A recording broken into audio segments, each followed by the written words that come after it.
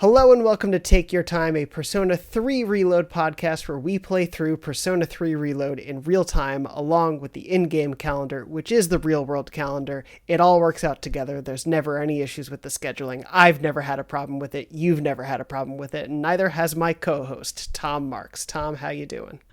I am doing splendid. Boy, I'm glad that they switched to summer uniforms this week of game because it is currently, according to my thermostat, 83 degrees in this room. So I am ready for those summer outfits. That is a crime. Anyone who's watching on YouTube wondering why, Tom's wearing a t-shirt. He doesn't usually wear t-shirts. Strange. Yeah.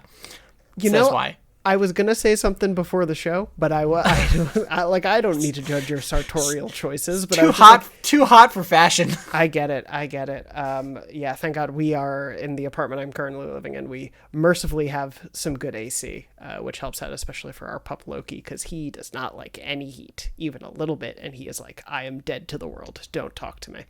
I am of course, Jonathon Dornbush. I don't think I introduced myself. Could have just gone the whole episode and ignored that, but whatever. We are here, of course, to talk about the next week of Persona 3 Reload as we continue our playthrough. That is, of course, May 26th to June 1st. As Tom said, it's getting warmer. We're getting into the summer months. I actually was having a conversation with my fiance recently about how it feels like summer, but it's not technically summer, and that fun, weird thing where the seasons don't match up. But we get new outfits this week, so it all works out in the end. Yeah. We do have mostly free time to talk about this week. We are going to try to jump a little bit into the next section of Tartarus as well. I don't think that will lead to too many huge spoilers, but I'll try to put a time code in the notes. So just in case you haven't gone back in and don't want to hear anything about that, we'll make sure to let you know in advance. But yeah, we have a lot to get through. So without further ado, we've got this big full next week, and then we have next week, the full moon arrives yet again. So we have some fun stuff to talk about before that. But before all of that as well, of course, want to do a huge, big thank you and a confidant call out to all of the Palace Ruler tier members over at our Patreon, which is, of course, patreon.com/takeyourtime. I know we talk about it every week, but we are so incredibly thankful to everyone out there who is supporting us at whatever tier.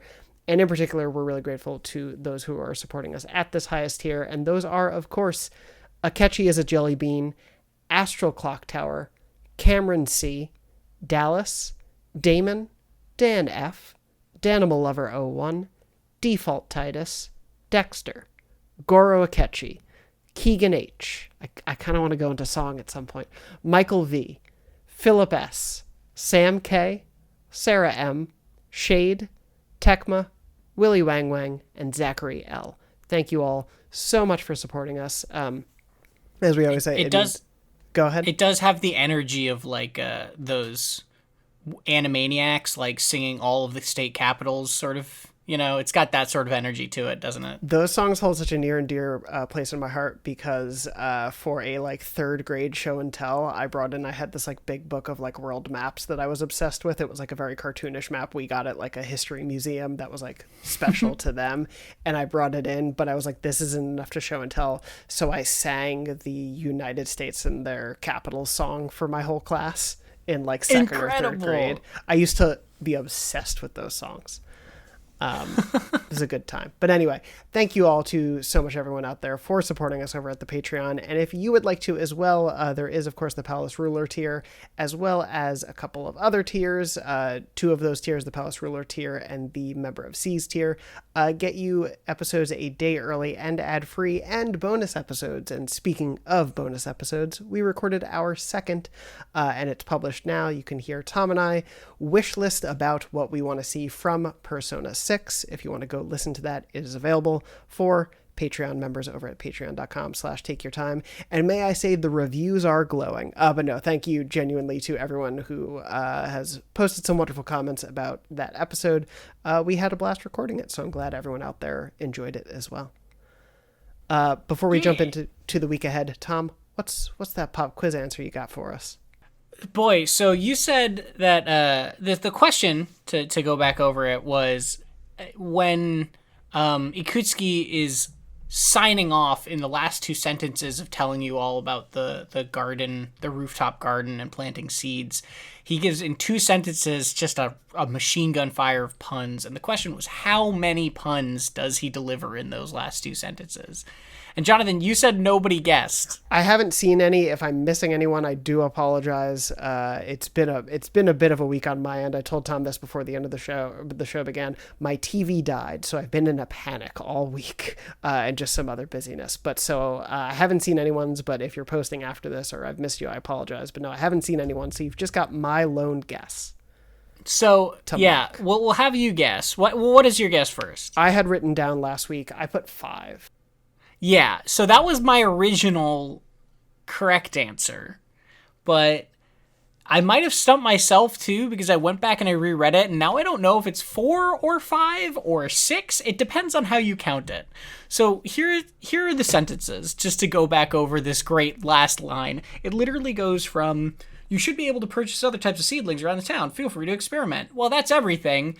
And now he literally sets it up and then says, it's time to raise the roof and elevate this garden to new heights, and to top it off, eat your veggies, peas. So I think that's at least 4 to 5 puns / play on words. Yeah. Ooh, there's a couple in there Raise that the are roof. dicey. Yeah. The question is, do you count elevate it to the garden to new heights? Is that 2 or 1? Ooh, I want to say 1, just because Okay. I think as a phrase. Oh, but no, because elevates the verb, and then to new heights is a different part of the sentence. Oh, That's man. the question. So I think that's the key there. Let us Yeah. know. And then top it off as 1, and each veggie's peas is done. So it's either 4 or 5. But boy, it's just incredible that he goes from like just a normal telling you Yeah. about the thing, and then literally is like, drum roll, let's get into it. Well, my favorite part of the scene is when he does go into a fugue state and his eyes roll into the back of his head, and he just starts speaking in pure monotone as he says all of these, as we all remember. It's exactly what happens. No, it's great when he goes into this. I do like the idea that you were so certain of the answer, and then when it's only me, you're like, I'm gonna screw him over with this answer. No, I literally remembered 5, and then I went back and read it, and I was like, oh, I don't know if I know the answer to this question. So funny. Well, hopefully, if anyone out there wrote in, I do apologize if I missed you, but if you get it right without hearing Tom's answer first, congratulations. I know we have people listening far in the future. Hello to everyone out there who has played Persona 8 by now. Thanks for tuning in. We may still be alive. Who's to say? Really dating this episode? I don't know. But anyway, thank you, Tom, as always, for that pop quiz answer. Without further ado, let's get into this week, the week that was in Persona, which is, of course, May 26th through June 1st. As you mentioned, we get a brand new costume change at some point this week. But in addition to that, what I like about this week, and I remembered as I was playing it, was I think you get a really good sense of relationships and personalities of the C's members here. I think there's a lot of like fun, good character building moments. There definitely is. And it, of course, starts on the first morning with Junpei just being a very sad boy. Yes. Because this is the day after the results still, so he's not happy. No, he is none too pleased. I have it written down. He asks us, of course, how we did, and like he's not happy if you tell him you did well.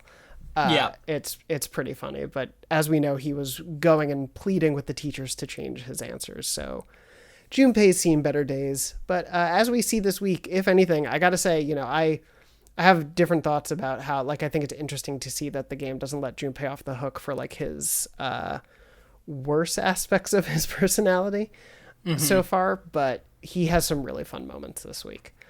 Yeah. So it's a nice one to see, but that leads into a free week unless I missed a teacher thing in the switching of my notes, which I don't believe. No, I don't think so. So, Tom, what'd you do this afternoon? I walked home with Chihiro. So I got her as an actual confidant. Oh, we both did this? Yes. I liked this a lot. I like this relationship or this character. I'm interested in seeing where it goes further. I hung out with her again a little later in the week, but Yeah, it's a cute character. I like that she's just so nervous that you know, spoilers, just like walk home in silence basically, right? Like it's just it, you know, we won't get too deep into the confidant paths this time, but she seems very you know, it is sort of a character trope, a stereotype of the shy girl who, you know, is nervous around people and boys or whatever, but it's done well, you know. That's not a problem. Tropes are not the end of the world. Totally. they're good and can be used well too. So No, yeah, I don't know. She seems neat. It's not inherently bad for something to play into something. No. You know, if it's done well. And to your point, I really enjoy it. Again, I think the way we've been doing it is we'll talk a little bit about the first confidant moment. Yeah. And then as we go on, we'll hold it till when we finish the character arcs. But yeah, I really do like the sort of, I think it really well crystallizes the people-pleasing nature of her, which I like very much can relate to a certain degree, where she's like, oh yeah, I live in the opposite direction, but I didn't want to say anything, so I just let us go. And I'm like, I've definitely done that before. I've definitely gone out of my way when I didn't have to, just to be nice to someone. So yeah, it happens, but it's a fun little start to it. And again, as we were talking about, I like that it has this different path to unlocking the confidant social link. It's not just, here's a new person, go ahead. Yeah. So anyway, we open up the Justice Arcana with Chihiro. Yes. On this afternoon. And then what'd you do in the evening? Well, the shopping stuff arrived, and I believe Yes. that was the apron and the items, and the items are some like really good healing items. It's like 100 to the whole party or something like that. And then the apron is like +1 to all stats and is pretty high defense. It's like, you know, I complained last week that those were super expensive, but they're good. You know, they're very good. Yeah. It's always worth it to buy, even if it makes you absolutely have zero money. Yeah. Speaking of, cafe was busy, so I worked at the cafe. Me too. We had the same day. Yeah. I feel like we need to come up with a term for that when we have a perfectly unified day. Yeah, I can't ignore an urgent text this early in the game. No. Yeah, I mean, I was going to go to Tartarus, because Akihiko even is like, hey, I want to get back into it. Let's go to Tartarus. And I was gonna, but then, you know, it just, if you have that urgent one, again, like I was talking about last week, you know, I think there is less pressure to try and do these things so immediately in this game. And so it feels like, because I'm still in this sort of royal mindset or 5 mindset where there were some confidants who wouldn't be available until you got to the end of the palace, right? So there was incentive to go through those as early in the free period as you could. And that's just not the case as of yet. You know, getting to the end of Tartarus, or as far into as Tartarus as you can get, doesn't seem to trigger anything yet that I can see in just your normal free time for that section. So yeah, I've been having to rewire my brain a little bit, which I like, because it lets me not feel bad about, oh, you know, the cafe is urgent, I should just go do that really quick and go to Tartarus tomorrow or whatever. Yeah, I think the biggest thing here with that is very much when people are available is the difference here, rather than gated to aspects of the story or the time progression. It is very much like when it comes to your extracurricular activities, because obviously people are still gated here in some ways, but it's like Maya is only available on the one day you don't have school. Right. School students are only available when there aren't exams coming up and things like that. So that's what you have to keep more in mind. And to your point, I like that it's a different approach. I like that we're not in the same mode as we were last time. Yeah. Totally. And I got courage rank 3. Nice. Look at you. Yeah. You're getting ahead of me with these. I did a bad, but congratulations. What does that make you? Did you? Confident? Okay. I think is what it was. I think. Sounds about right. I don't know where you go from confident, unless I love the idea if there's you get so many points at one point, it just turns into like, okay, keep it down now. You're a little cocky. Foolhardy. Yeah. Maybe one day, maybe in Persona 6. Yeah. But anyway, moving on from there, May 27th. I think it goes right into free time yet again. I think so. There's some other morning stuff later in the week. But yeah, what'd you do with your afternoon on the 27th? I went and hung out with Bebe at the sewing club. Me too. And oh yeah? I did the same thing. Is this your rank 1 though? This was, yes, just starting the social link. Yeah, so this was rank 2 for me. Okay. And I think I said some things that really pissed him off. Or like, just, didn't piss him off, but he just was not, I just chose really poorly. I think I might have even reloaded this day because I chose so poorly on his answers. I was going to ask as soon as you said if you had done that, because it can sting when you feel like you wasted a hangout with a friend for... I've said before, I'm not trying to min-max. I'm not looking up the answers, but I'm also not above recognizing when I have completely botched something and deciding not to waste that day. Well, and the rewind system in this game is purposely built to do that. So I think the game is understanding that that is how people play, and that is totally valid. And I do love that it's now so built into the game where it's like, hey, you just rewind a little bit. It's okay. Never happened. So I like Bebe. I would love to know if anyone has any insight, if anybody's played in Japanese. I don't know if that's the case. But the way Bebe speaks is really interesting from a translation standpoint, because he will say, obviously in the context of Persona, he's speaking Japanese because they are in Japan. But because he's speaking in English, he will say words in Japanese and then say the English meaning after it. So he'll say like sugoi or whatever, or oishi and all these like, and then say, oh, delicious, right? And I would love to know what that looked like in the original Japanese that got localized into this version. It's very interesting to me. No, that's a good point. Because it would be very weird if it was him saying it in English. Then it would make no sense. Or maybe it's French. Maybe he's saying it in French and then Japanese, or I don't know. Maybe. I also wonder then if there's a French language, how all of this plays out, if there's any differences in there. It reminds me of, do you know about in Bridesmaids, there's a scene where Kristen Wiig is giving a speech and then she starts poorly speaking like Spanish slowly throughout it? I have not seen that movie in a long time. Anyway, it's I've seen the clip on like TikTok a dozen times. Turns into a really funny thing where then in the Spanish dub of the movie, that person then is saying those words in English in very like stilted language, where the joke still holds really well, and the voice dubber is doing a really good job of it. It's very funny. But yeah, that's cute. I would love to know, and if no one tells us, I'll maybe remember to look it up next week. But anyway, yeah. So both hung out with Bebe. Yeah, it was my first. So unlocking the Arcana, and for you, I think 2. Yeah, it was rank 2 for me. Anyway, moving on from there into the evening, we have another free night. What did you do with this evening? I went to Tartarus. Cool. So I had gone to Tartarus the week before that. I think I went right before midterms. Yeah. And then this time I finished it. I got to the end of this area. Nice. We can jump into talking about that, but let me just wrap up my evening just so I don't forget after. I just did the Mindful Boot Camp on PC, just because that was the last of those special URLs I did. I did just want to point out also with this evening, what I appreciated as you go and talk with everyone is everyone is talking about like, I think Akihiko talks about like wanting to see, or a few of them, him, Mitsuru, talk about like seeing the top of Tartarus, like, oh my god, how big is this building?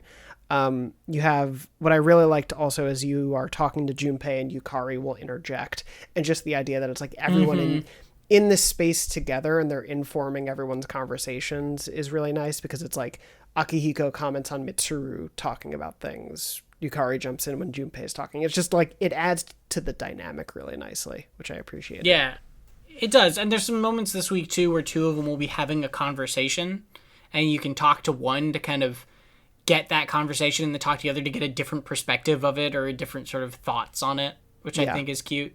It's a really nice subtle way of encouraging you to interact with the totality of the world instead of just feeling like you got one thing out of it. But yeah.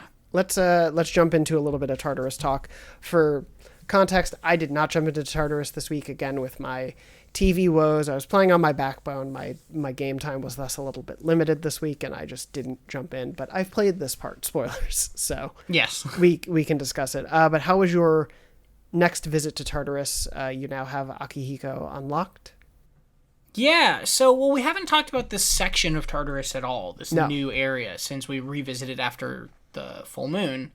And there's some kind of housekeeping to take care of in that, which is the high priestess card that we got from beating the boss turns into a major arcana card, so that sort of explains how that system is going to work. You beat a boss, you get a new major arcana for Tartarus, which is a cool system, if that's my assumption on how it works, right? Yeah. Unless they change it up immediately or whatever. This one ups all-out attack damage, which is kind of neat, but also sort of useless in that most of the time all-out attacks just kill everything right away. But, still sort of fun. Right? I think it's a handy one for later in the game. You'll definitely you'll hit a point where an all-out attack won't wipe the floor with everyone unless you get them really whittled down. So and this puts that over the edge. It definitely can, depending on how you're doing. But it is, to your point, early on, usually your all-out attacks are killing everyone in one go. So I'm with you on that. Yeah. What was the other stuff? Oh, the new area in general is just... So, after having completed it, I am both very happy about it and also not disappointed. It's more than I was expecting, I guess, is the right way to put it. I was worried, I said a few weeks ago, I was worried it was just going to be a color swap, right? And it's not functionally much more than that. But it is visually very different. It feels very different. And this area is that purple with the faces everywhere. The ground has skulls, like a skull pattern repeating all over it. The characters comment about how the faces are really unsettling and feel like they're looking at them, right? It does feel different in a way that I think is satisfied what I was, avoided what I was worried about. If I was worried it was going to be just a recolor, it definitely is not that, and I'm really happy to see that. Well, it's funny in the sense of, to your point though, you're not fully wrong, because it is, at the end of the day, you are doing the same thing, finding the door, looking around things, but it changes some layouts. I think you're starting to get a sense of maybe some more complicated layouts here as well. I'm happy about that too, right? That it's not just visually different. Even if the rooms are functionally, again, very similar, they are different. These you have these pillars in different spots, and the intros, exits, and entrances are in different spots. And that's, there's those rooms where there's a treasure chest and a high platform kind of up the back of it in this area. So it's nice that, I don't know, it's enough for me.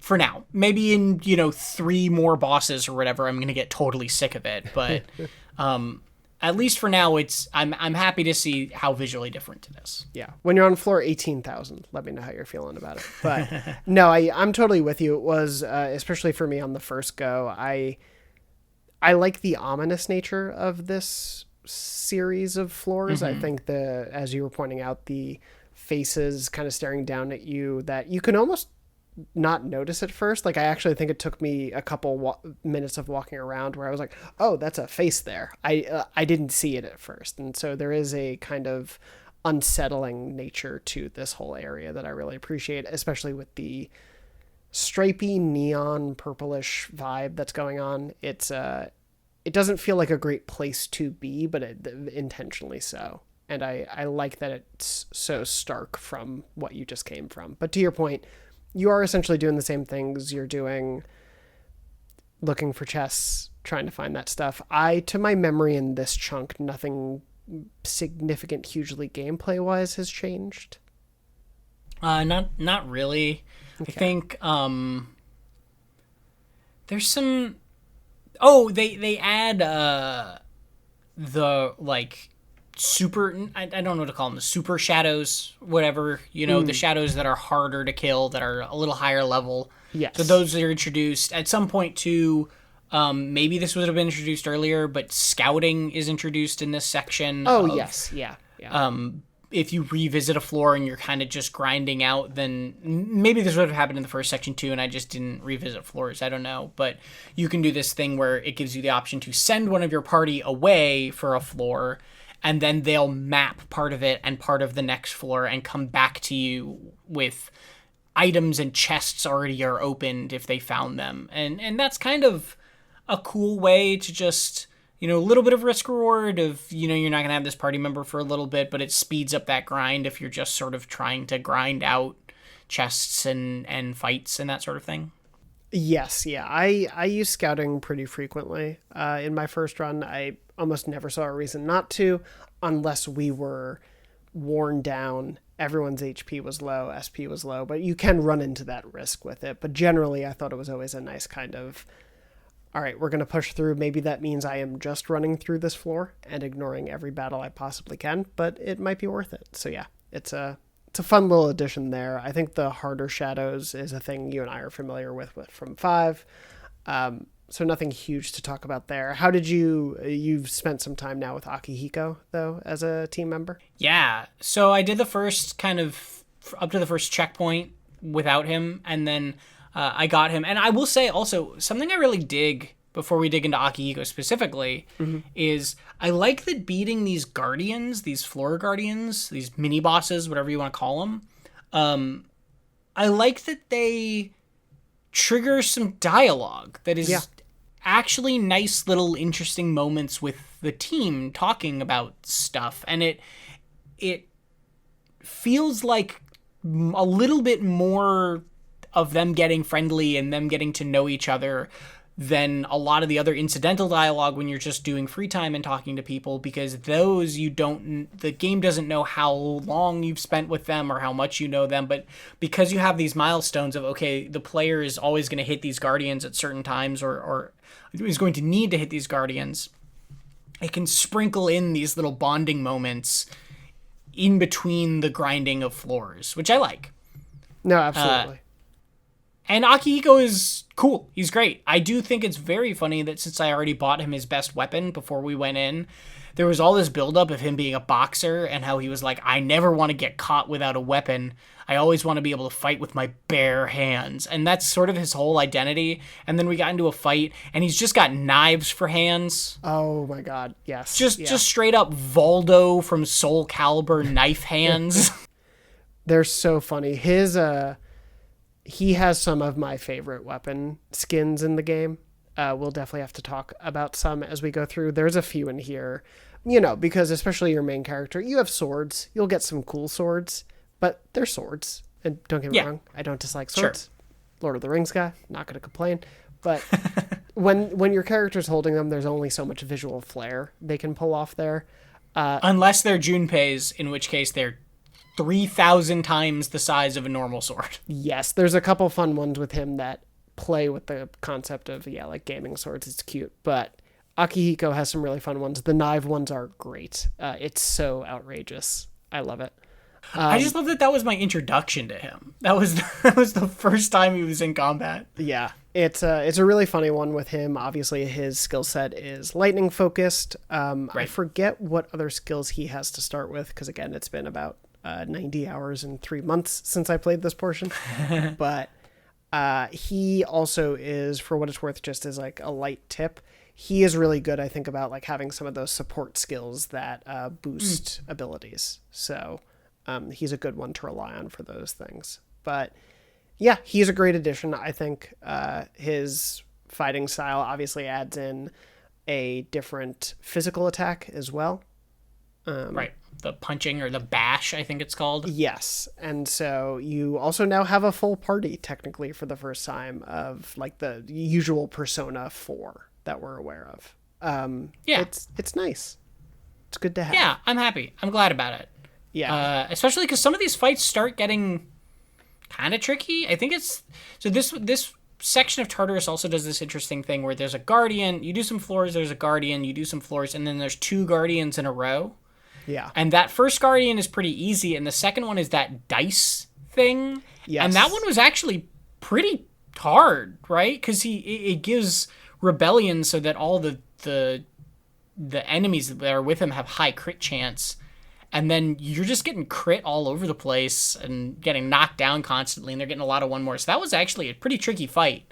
I'm glad that I'm starting to see it's not impossible or anything, but the difficulty is starting to get tuned up a little bit and making you think about these things a little more, which I like.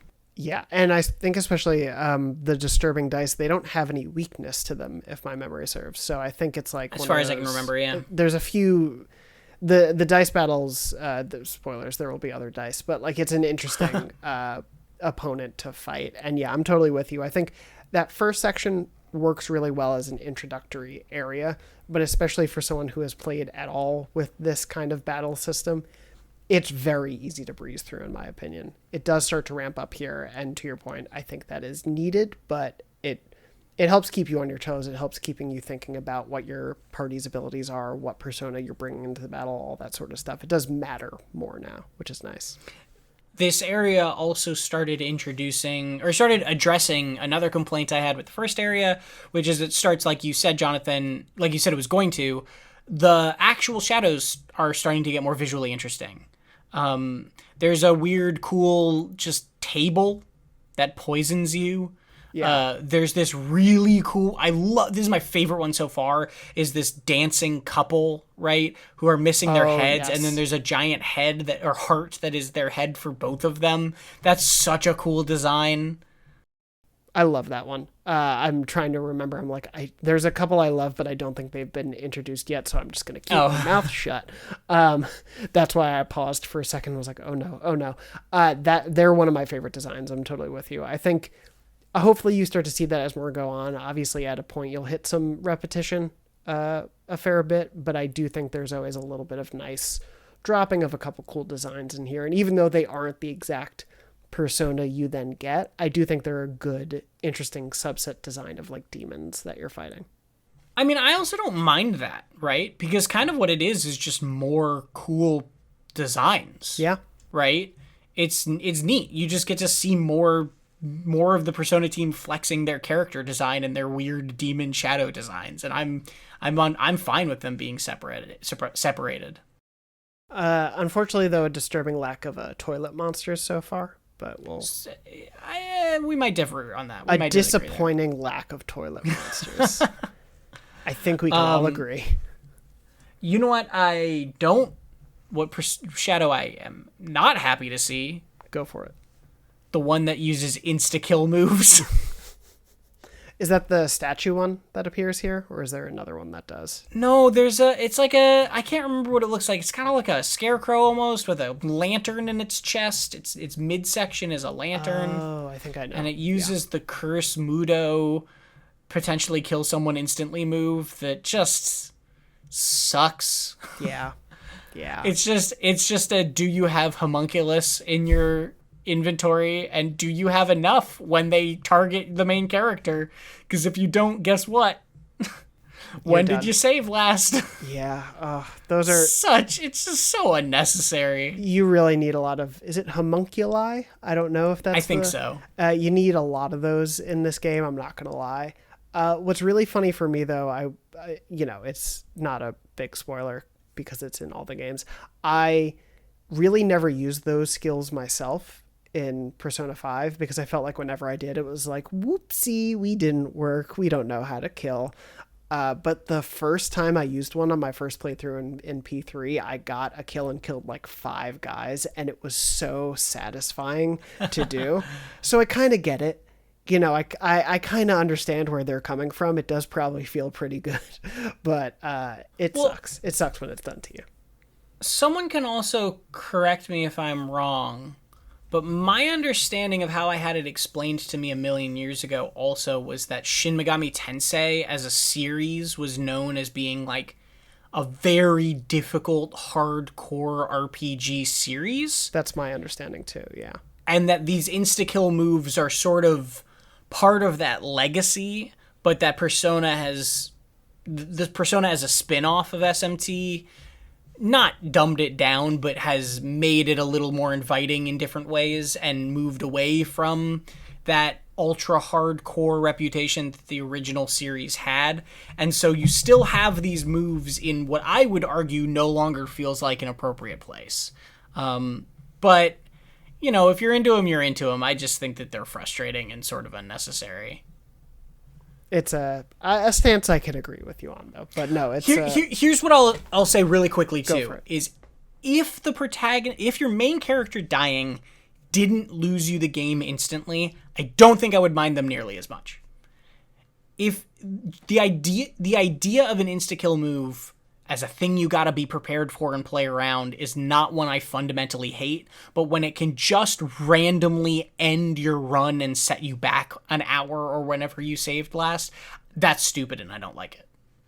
That's where it crosses the line for me as well. Yeah, like to your point, I think, and we've probably touched on this before, it's the idea itself is not necessarily the problem. It is just that it can be so punishing unless you are constantly saving, because it can wreck you instantly. And I think if there was something more built into the game, obviously the homunculi work to kind of counteract that, but I think there needs to be a little bit more, because it feels awful. It could, because those are rare.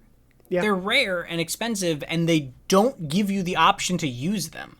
Because I would absolutely just save all of my homunculi for my main character and just let the party members die when they get mudoed.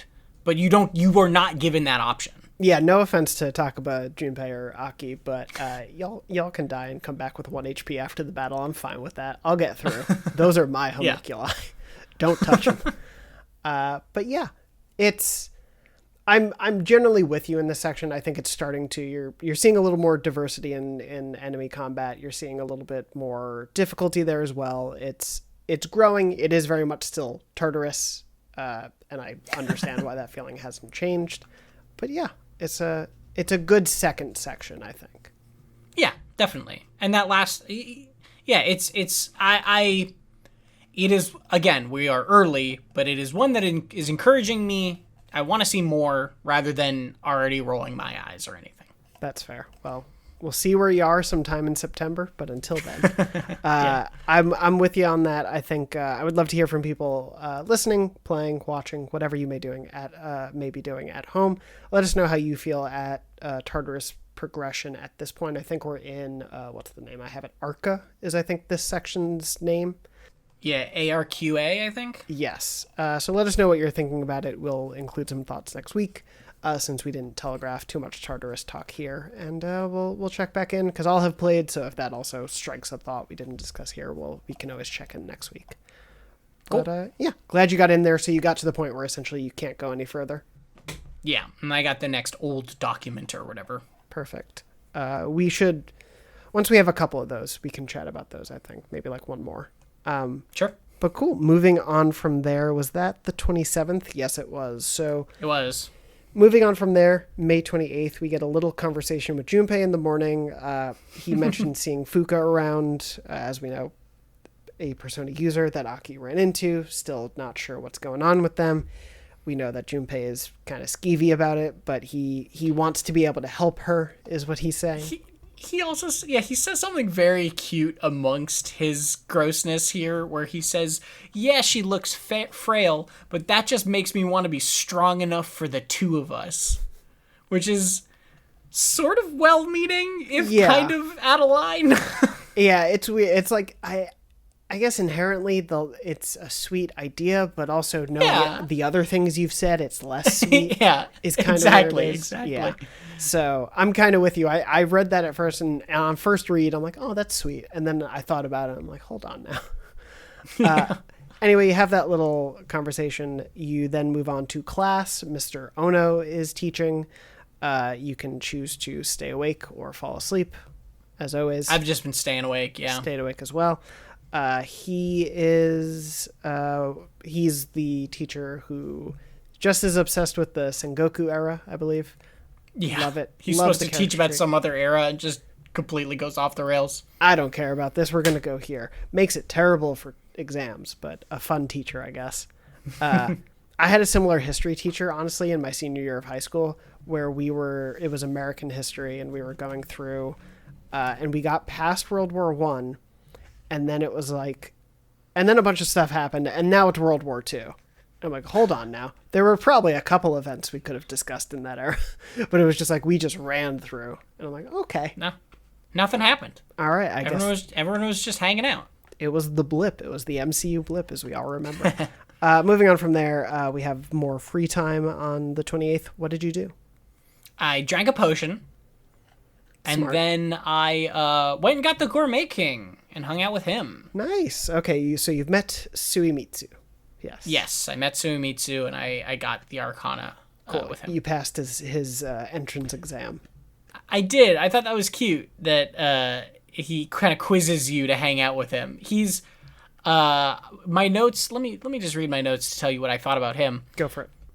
This guy sucks. Was my note. He seems real obnoxious. I'm not a huge fan to begin with either.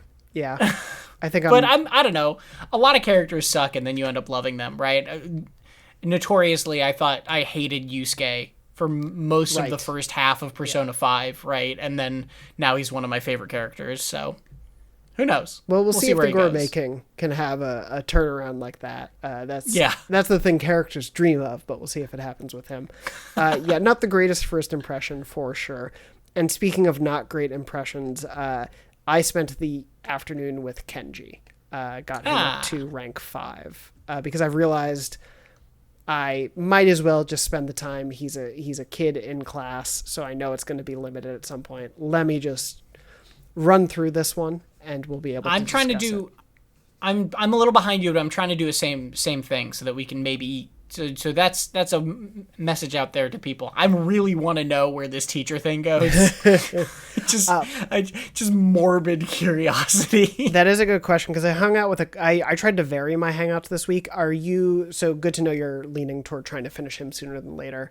Is there anyone else just so I should keep in mind? And I guess there's a couple people I'm prioritizing. I think I'm prioritizing Yuko a little bit because I like her storyline. Kind of the earlier people, but I am sort of trying to broaden, like, just, get 1 or 2 ranks and generally a few different people so that I know, like, anybody I can, so that I at least get started with them, get a little bit going at the bonuses for fusion. Yeah. But generally I'm sticking towards Kenji and Yuko for this, when I can, for this first section. That's fair. I get that, but good to know. And for all those out there who want to keep track, obviously play the way you want to play, but that might mean we have those conversations sooner than later. There's a ton of choice in this game. It's funny how little choice you get during the evenings because there's a ton of choice during the day. It is definitely a balance issue that 5 solves for sure.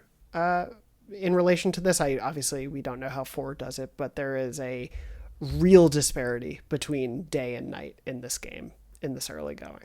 So I don't mind it necessarily. It's giving them very different roles, but it is just it's unique. It is. It lends a different flavor to how you act in those periods of time. Yeah. And speaking of, what did you do on this evening?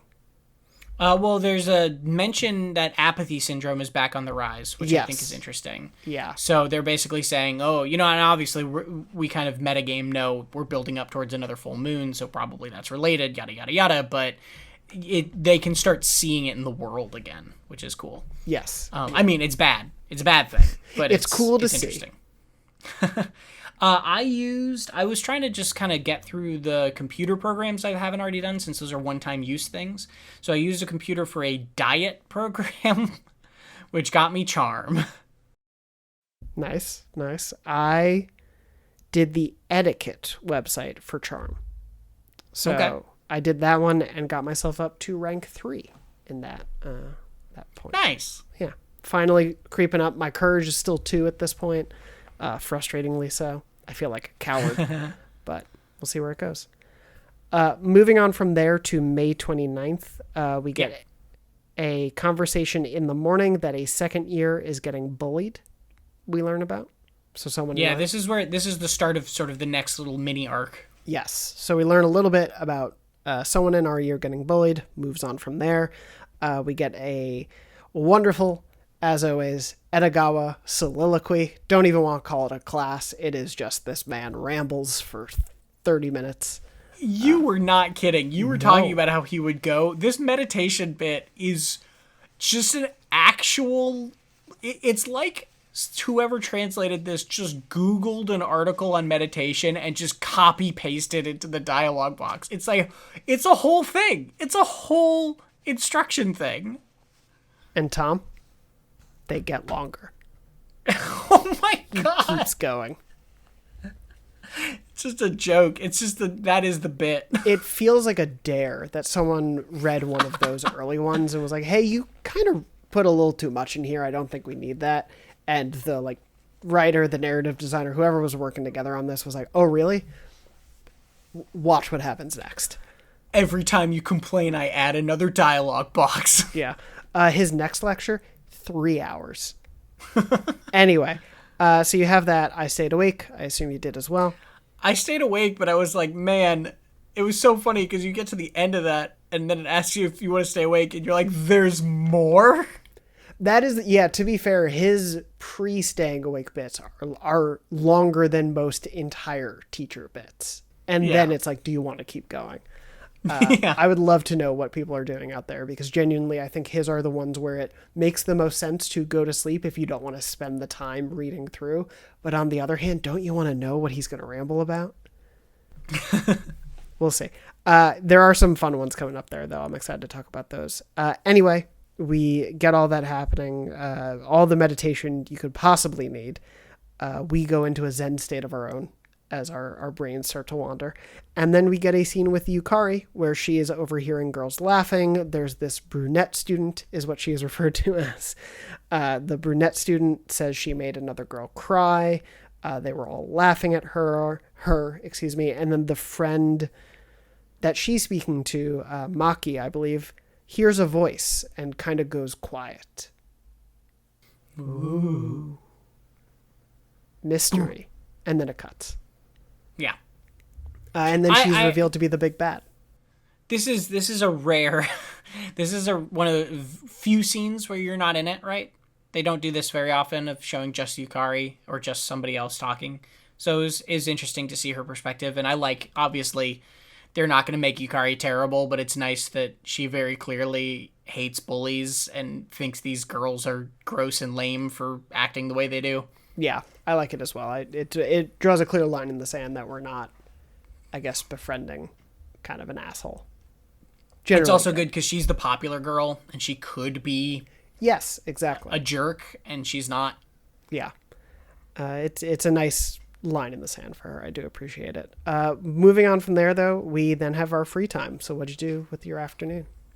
I hung out with Kenji. I got him up to rank 4. This is the scene where direct progress is made on his plan to ask out a teacher. Let's put it that way. That's fair. Yes. I hung out with Kenji and got him to rank 6. So I know where you're heading. You're seeing where that train wreck is going. We'll find out. Probably at the pace we're going, probably in a few weeks, we'll be able to talk about that one. Probably. Anyway, moving on from there, what day of the week is the 29th? I don't remember because I have a question for you, but I'll maybe ask you at the end. I think the 31st is Sunday. Okay. Moving on from there, then we have our evening. What did you do with your evening? Oh, I think you know what I did with my evening. You went and played at the arcade. I hung out with Akihiko. Yeah, so this is a thing you can ostensibly miss because the only way that I remember it popping up is if you look at your text messages. And I do encourage you to always look at your texts because you might miss the opportunity for a thing like this to happen as soon as it pops up. Or you might get invited to go do the claw machine at the arcade. You never know. The only thing that matters in this game. But no, you do get an invite. It's one of those double exclamation linked episode things. This time with Akihiko, he wants to spend time with us. Says we're going to go grab a meal. Obviously, if you didn't do this scene, spoilers, but we're going to run through it, I think, because it's, again, more character building and more interesting things there. It's basically sort of a, like, mini play where you both are going to hang out. He wants to take you out to dinner, basically. Like, he recognizes kind of the strength you're building up, the kindness that you're showing, the leadership you're showing, and he wants to spend some more time with you. As you're talking, these girls come up, they're fawning over him. He's so big, like what a star. They want his autograph. They want to hear from him how he's doing. They want to know that he's recovering well.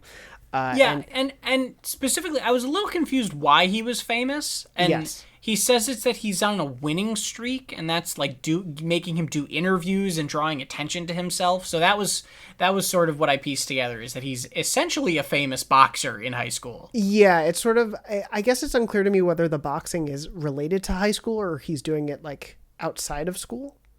Right. Or it's just that like, but he's it's gotten him some notoriety. Exactly. He's a local hometown hero in this way, I guess, for everyone, with this boxing rising through the ranks that he's doing.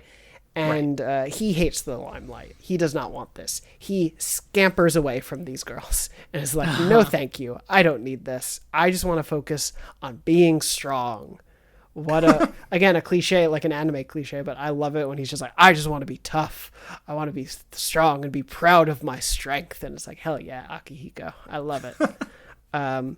So he tells you all about this. He talks about how he's done some interviews. He's on that winning streak, as he mentioned, but he's really just focused on the training.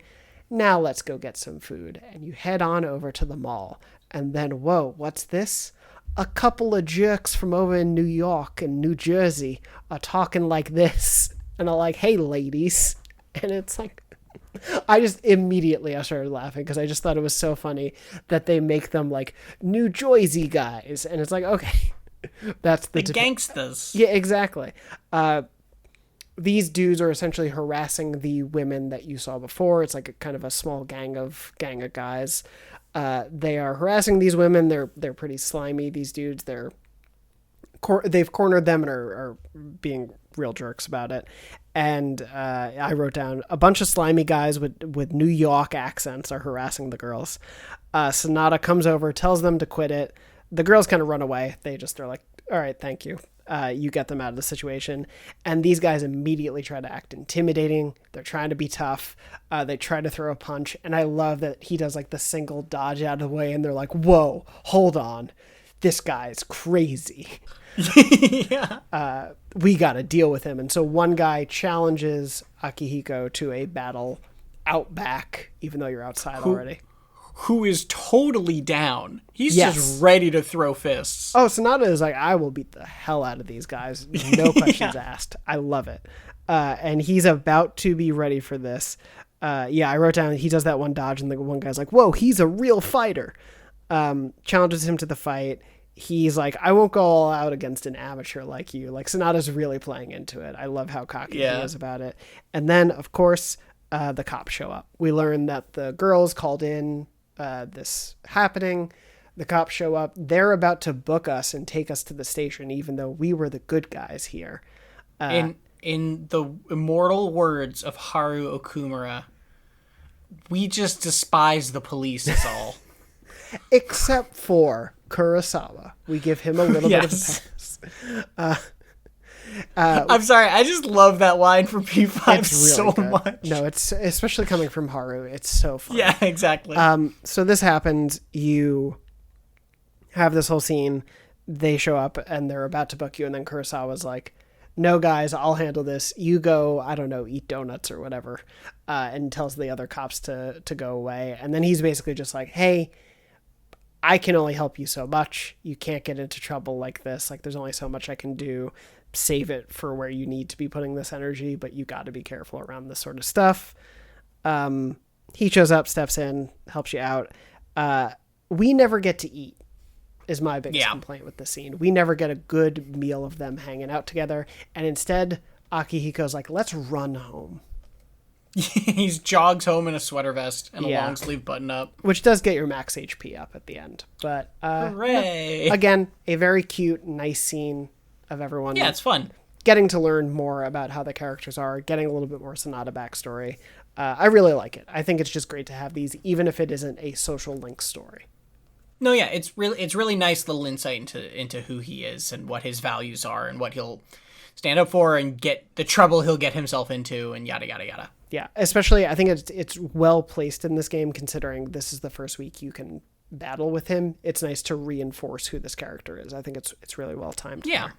Anyway, Totally. moving on from there, May 30th, we hear that there is a second year lying in front of the gates at the school. Right. Found lying in front of the gate. Obviously, something terrible has happened. In the morning, we then hear them talking about a girl from 2E went missing, and this was who was found in front of the gates. She's still unconscious at this time. Something mysterious has happened to her, and we don't know what happened here. But we do know that we get a hell of a reference, and I don't know if this reference was in the game before Persona 5 or it was introduced after. Oh, the Ace Detective thing? The introduction of Stupe, Ace Defective. So we get that little bit, which I love. I love it so much. It turns out also we learned that this girl was the girl that Yukari saw go kind of weird yesterday, Maki, the brunette student's friend. So we learn about that. But then it's time for free time. There's only so much time to worry. So what did you do? I hung out with Chihiro again. So I got her up to rank 2, learned a little bit more about who she is, and her tragic backstory has already started to unfold a little bit. Yeah, that's fair. I hung out with Yuko, who I've been ignoring in this run, but had already gotten pretty far with at this point in my last run, but so we were up to rank 2. Cool. And then in the evening, what did you do? I thought it was funny that, so the thing that has started, this is the start of this rumor that the thing that caused this girl to go crazy and faint was a ghost. Ghosts. And so Yukari is unwilling to go to Tartarus, so nobody can go to Tartarus because she's scared of ghosts. It is very cute. Yes. Yeah. I checked the network thing. I don't know if you checked the network thing. Not for this day, no. 3% of people hung out with Tanaka as a confidant of the shopping channel? I was going to ask you, have you been going to the mall in the evenings on no, Tuesdays and in Saturdays? A way that no. Maybe you should.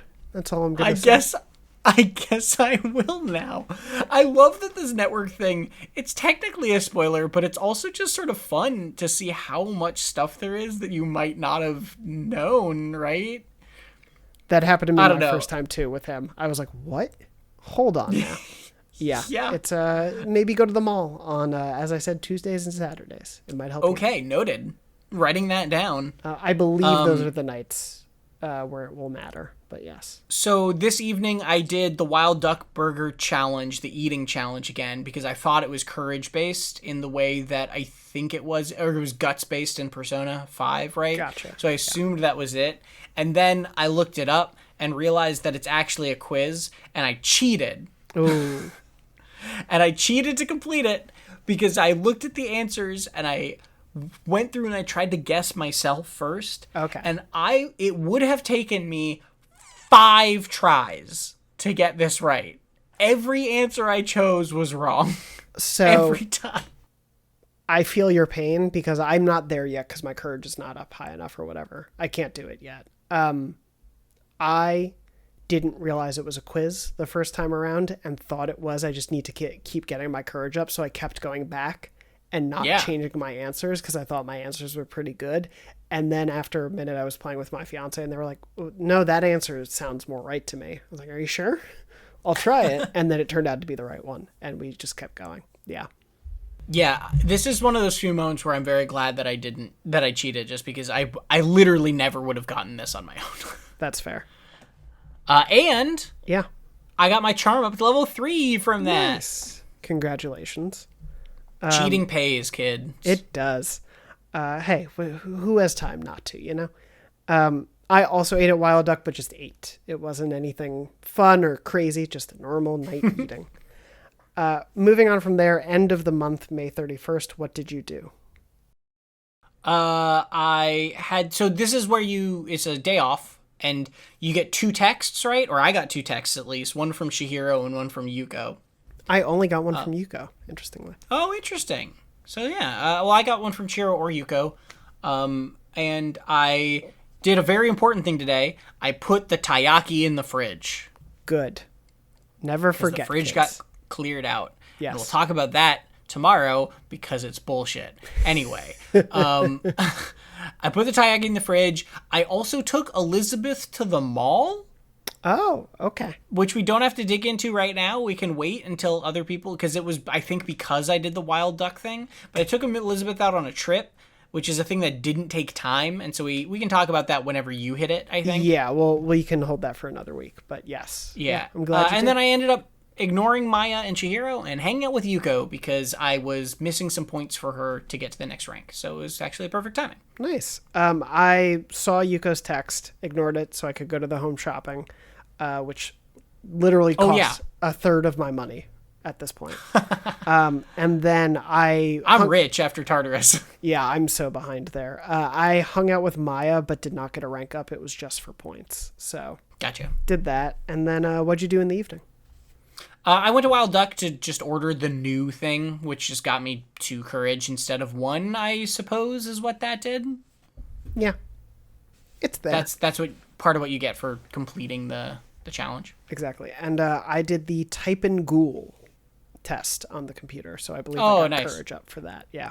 Cool. I did the type in ghoul social link, as I'm sure you're familiar with. There's a ghoul who appeared. No. Moving on from put it past this game. That's fair. Moving on from there to June 1st, final day of the week. We switch into our summer uniforms, as you mentioned earlier. It's getting hot out. Love an outfit change. Always a good sign in these games. There's some good fashion coming on later. I'm excited to talk about. These are fine. They're just slightly different outfits.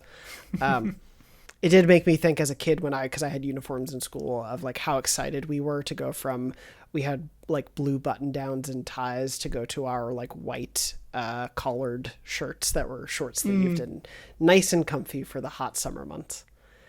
But moving on from there, we switched to summer uniforms. Mitsuru mentions that Aki said we still might get a new member. Like that's something that's still in the air, but we don't get any more about that. And then you have free time. Yeah, well, this whole week has kind of been toying with this idea of what if we could still get that girl in 2E, right? Exactly. And there's nothing really happens with it this week, but they haven't dropped that idea that she might still come up or come back or join us or something. Yes, very true. So yeah, we'll see what comes of it. But for now, we get to just spend some time. So what did you do? Yeah, I went to track practice and hung out with Miyamoto, got him up to rank 3. Nice. I hung out with Odagiri, got him up to rank 4. I always have an emperor at this point, persona, so he's an easy one to go to. I went to Miyamoto because I had a chariot already, so. That works, yeah. Anyway, moving on from there, before we get kind of any evening stuff, we see the gang. Oh yeah, I loved this. We get the gang gathered around the table. We are learning about the fact that Junpei mentions the rumors were that the girl was like an angry spirit from a ghost story, is what happened. And then we get the first installment of everyone's favorite show, Believe It or Don't. It's great. This segment was incredible. It was so unexpected. Junpei just pulling out the flashlight and doing a zoom in on him as he tells this ghost story is just, I love, this game can be so much about routine that anytime they break that with something weird like this, it's such a delight. It's fantastic. I think, to your point, the way it's stylized with the camera, the way even his 2D art version has different lighting on him to reflect the flashlight. It's all so cute. It's so funny. And it's so well done. The voice performance is really cute. And then it ends and no one cares. It's so Everyone funny. just moves on. There's just like the sweating emoji or the like ...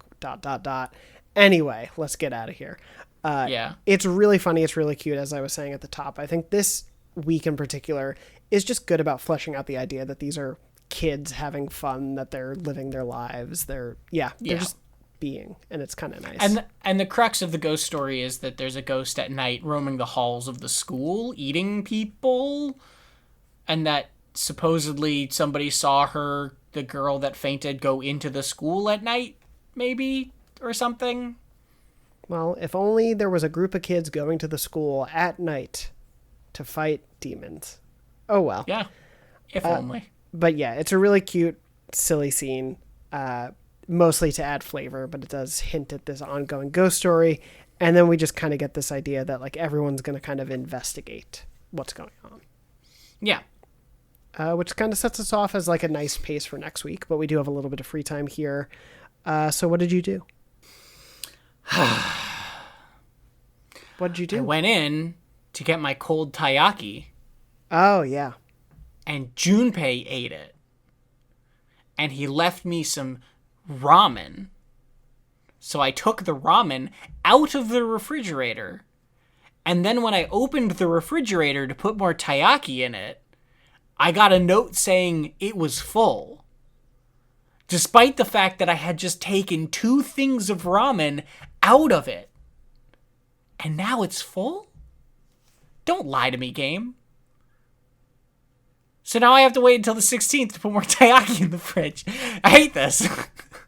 I think it makes total sense. As we I all don't know, get it. fridges shrink when you take stuff out. It's the cold. They constrict. Exactly. The whole machine does. It's very silly. I do love... I am being over the top, but no, also I'm annoyed. What I love about the setup there is that you have been waiting for weeks to do this thing. It's a very good like insult. And it pulls the rug out from under you. I think it's just such a funny joke in that way to mess with you there. It's good. Yeah. At least you get something out of it. Totally. That evening, though, I ate at Wakatsu because I finally had the charm to eat the special seafood platter. I did exactly the same. What a way to end our weeks. Yeah. Yeah, it was nice to eat the seafood full course, and right as you're going to bed with a belly full of shrimp, you get a little call from your favorite little guy. And hey, yeah, you're gonna die. Oh, okay. Thanks, kid. Literally, this one does annoy me a little bit because he genuinely just shows up to go like, "Hey, it's gonna be an ordeal in a week. Goodbye," and then he just disappears, and it's like, "That's it? You woke me up for this?" This is basically just I've accepted this as just, this kid is just the game's mechanism for warning you when big events are gonna happen. Because if you don't check the calendar, you wouldn't know otherwise, and the other characters in the game don't know to tell you yet. Right? That's basically what I'm chalking this up to. It's just very funny. No, that's fair. It's a helpful reminder, but it is just so funny how little he literally imparts no other information. There is no sort of tease there. Because especially as you're coming off the jokes about the ghost girl, maybe you think that's in play. Not here. Nope. Just the ghost boy. Hello, goodbye, we're done. Moving on. And that's the end of the week. We're done. And so next week we will have that calamity. Yes. We'll find out if they spend any time with it. I do believe we'll be able to cover that next week, and we'll see what happens. But until that moment, we got a little bit of comments and questions to talk about from this week over at patreon.com/takeyourtime. Thank you to everyone who wrote in. Going to grab a couple comments first, just very quickly before we answer a couple questions. Dexter said, spoke to a couple people next to the Gourmet King on May 31st, and they said that in relation to the apathy syndrome, their son's teacher's relative's son's calligraphy teacher caught the syndrome. Why so much detail? More of a rhetorical question, but that's the thing about this game is it's so funny in its specificity often. That would have been a good pop quiz question. Yeah, I'm sorry if I ruined one. No. Okay. I missed that conversation. That's a really good one to pull out. A good conversation I would recommend that you keep an eye on is if you leave the classroom directly, go outside, there is the Mitsuru superfan. Yes. They are really fun her to talk to. Yeah. There's some great NPCs in this game. I can't recommend enough going around. Thank you, though, Dexter, for that observation. Shade also with some knowledge about the original games, which I just thought was interesting, especially with our Tartarus discussion this week. Shade said, last week you mentioned your annoyance about how if the main character faints, you get a game over despite having things like resurrection items. That made me start thinking about some of the frustrating mechanics from 3 that didn't survive into the rest of the series. So you may already know that you cannot directly control your party members in the original and FES version of 3, but did you know that your team could abandon you in Tartarus? In the original Wild. FES and portable versions of 3, there was a fatigue system where your characters would grow tired after too many battles. This gave the tired characters a status effect that made them more susceptible to damage and more likely to miss attacks, and after a character became tired, they would refuse to visit Tartarus again for a couple of days. That was all it did in the portable version, but the original and FES versions, there was another effect. If you returned to the first floor with any tired characters in your party, they would leave the dungeon and you wouldn't be able to use them for the rest of the visit. Wild. Hell. I would be in hell. Okay, so that sounds functionally terrible, but also thematically pretty awesome. Yes, no, thematically I think it's cool. And it honestly ties into the idea that SMT was a harder franchise. This is pulling stuff from that. But my God, I always push my characters to the limits. They would hate me. That's some Darkest Dungeon stuff going on. That's neat. Yeah, it's cool. I mean, I'm glad it's gone, but neat. Yeah. Moving on from there, thank you, Shade, for that info. Dan wrote in with 2 good questions. I'm going to save one for a later week, running short on time. But he also said, do you prefer, either from the Persona games you played or wishlist for future games, a fictionalized real-world setting like P5's Tokyo, or a original setting like P3's Tatsumi Port Island? I think probably I would go towards the P5 route because I had so much fun, especially in Strikers, visiting and learning about these real places. I don't mind this. I think this island is really cool. The fact that there's this monorail island with a school it's a really neat setting. Yeah. But yeah, there was something just really fun about the digital tourism of 5 and Strikers that I appreciated. I think there's a marriage of both you can have, where obviously 5 does add fictionalization to that area, and I think you could do that even to a higher degree, maybe less than Tatsumi Port Island itself. But to your point, I like that it's all original here. It lets them do some fun stuff with geography and building design. Obviously, they're not reliant on having to be true to anything, but if they can find places to inject some of that into a real world, I'm a little bit with you too, just because, to your point, I don't know how often in my life I'm going to get to go to Tokyo. I like the idea of running around a somewhat, realized version of it. Yeah. But I get that. Yeah. Anyway, Dan, let us know what you all there prefer as well. And which version of that. Obviously, don't spoil whatever 4's is, but let us know between these 2 versions what you prefer. And Dan, you wrote in with another great question as well. We'll keep 4 probably in the next week or 2. It'll actually apply pretty well there. But before we wrap up, Tom, what is your pop quiz question for this week? What madness do you have for us? On May 27th, which is the second day of this past week, there's a kid in your classroom when you get free time up at the front pedestal. His name is Pubescent Student. And if you talk to him, he asks if you're dating Yukari, and you get a couple different answers. But I can't remember which answer gets you this response for him, but he says something along the lines of, like, if any guy tried anything funny, or not with Yukari, with Kirijo. Or wait. Was that the quiz? No. It is with Mitsuru, because I had this conversation. Yeah, it's with Mitsuru Kirijo, not with Yukari, excuse me.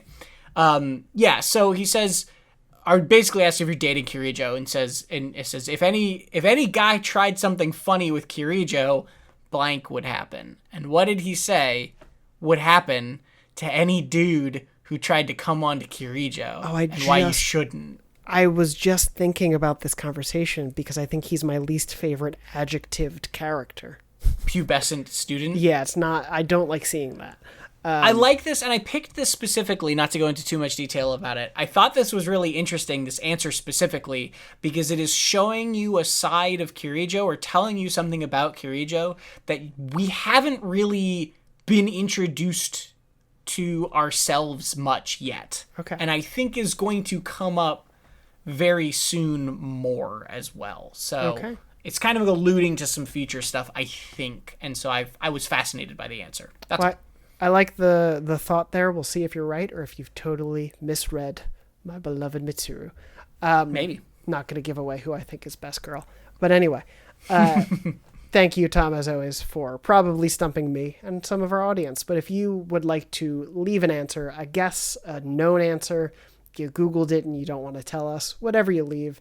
You can leave comments on the Patreon posts for this episode if you're a member over there. You can leave comments over at youtube.com/Dornology, where we post a video version of this. So if you only listen and want to see our beautiful faces or where our eyes go throughout the entire show, feel free to watch the version there. Just constantly looking around the room. You can go there. You can write in to dornology@gmail.com, or you can find us on social. I'm at JM Dornbush on all the platforms. Tom is at Tom R. Marks. And of course, this has been yet another wonderful episode of Take Your Time. Tom, thank you so much, as always, for joining me. Always a pleasure. Always a pleasure indeed. Thank you to everyone out there for listening, for watching. Thank you again, a huge shout of support to our patrons over at patreon.com/takeyourtime. If you would like to learn how to hang out with all those wonderful people and join in on supporting the show, head over there. Links are always in the bios for the show. But that'll pretty much do us for this week's episode, and we'll see you all for next week's full moon. Ooh.